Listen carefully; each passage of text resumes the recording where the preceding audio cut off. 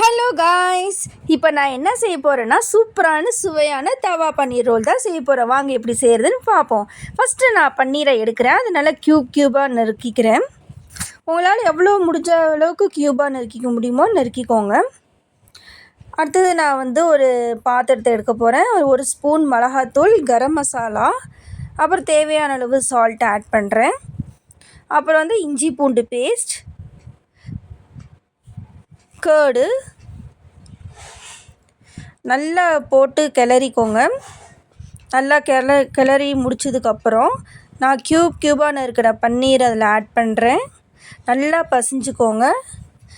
கிட்டத்தட்ட ஒரு 20 மினிட்ஸ் ஊற விடுங்க. இப்போ அடுப்பை நான் பற்ற வச்சுட்டு இப்போ நான் பேன் போடுறேன். ஆயில் ஆட் பண்ணுறேன்.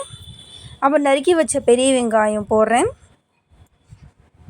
நல்லா கிண்டிக்கோங்க ப்ரௌனிஷ் ஆகிற வரைக்கும். அப்போ நறுக்கி வச்ச கேப்சிகம் ஆட் பண்ணுறேன். அதையும் நல்லா வதக்கிக்கோங்க. எவ்வளோ வதக்க முடியுமோ வதக்கி முடிச்சதுக்கப்புறம் நான் நறுக்கி வச்ச தக்காளி தான் ஆட் பண்ண போகிறேன். அது ஆட் பண்ணதுக்கப்புறம் நல்லா கிண்டிக்கோங்க. அப்புறம் நம்ம கிளறி வச்ச பன்னீர் அதில் ஆட் பண்ணுறேன். நீங்கள் வேணும்னா கூட நம்ம கிளறி வச்ச பன்னீர் தனியாக நீங்கள் ஃப்ரை பண்ணி இதில் போடலாம். நான் இப்படி பண்ணி முடிச்சிட்டேன். இப்போ மல்லி ஆட் பண்ணி முடிச்சதுக்கப்புறம் நான் சப்பாத்தியில் ரோல் பண்ண போகிறேன். அதில் சாஸ் ஆட் பண்ணிக்கோங்க. உங்களுக்கு எவ்வளோ வேணுமோ வச்சு நீங்கள் ரோல் பண்ணிக்கலாம்.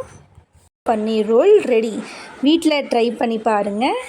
ட்ரை பண்ணதுக்கப்புறம் பிடிச்சிருந்தா கமெண்ட் பண்ணுங்கள், லைக் பண்ணுங்கள், ஷேர் பண்ணுங்கள், மறக்காமல் சப்ஸ்கிரைப் பண்ணிவிடுங்க.